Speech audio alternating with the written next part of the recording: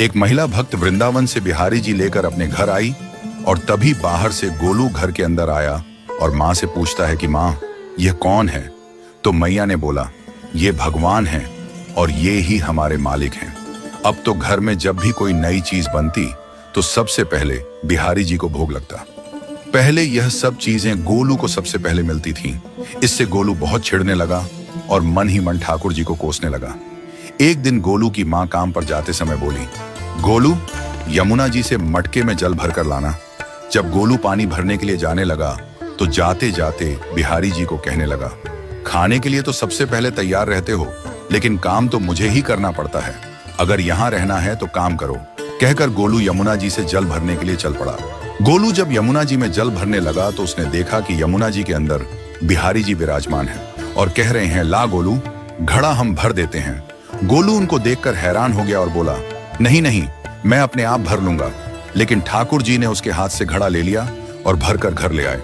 गोलू घर आकर डर रहा था कि अगर माँ को पता लगा कि मैंने ठाकुर जी से काम करवाया है तो आज मेरी पक्की पिटाई होगी। माँ ने घर आकर बिहारी जी को गीले कपड़ों में देखा तो एकदम से हैरान हो गई और कहने लगी कि गोलू, ये जरूर तेरी शरारत है, जरूर तूने ही इन पर जल डाला है। गोलू ने अपनी माँ को समझाने का बहुत प्रयास किया, लेकिन माँ ने उसको डांट कर चुप करा दिया और ठाकुर जी के भीगे हुए वस्त्रों को बदलने लगी।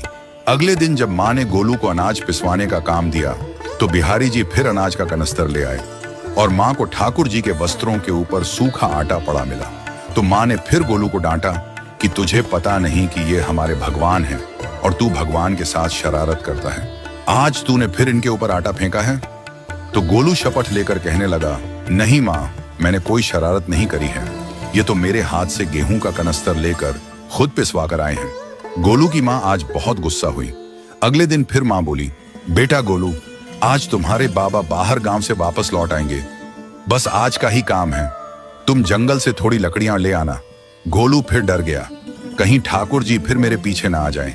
गोलू ने माँ को बोला कि मैं चला तो जाऊंगा, लेकिन बिहारी जी को समझा लो, वो मेरे पीछे ना आए। उसकी माँ हंसकर बोली, हाँ हाँ समझा दूंगी, तुम जाओ तो सही। गोलू जल्दी जल्दी लकड़ियां लेने जंगल में चला गया और माँ काम पर चली गई।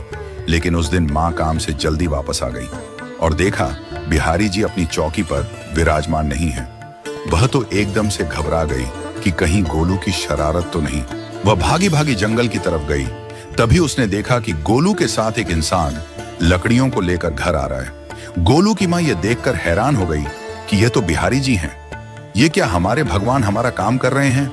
इसका अर्थ गोलू ठीक कह रहा था। वह जल्दी जल्दी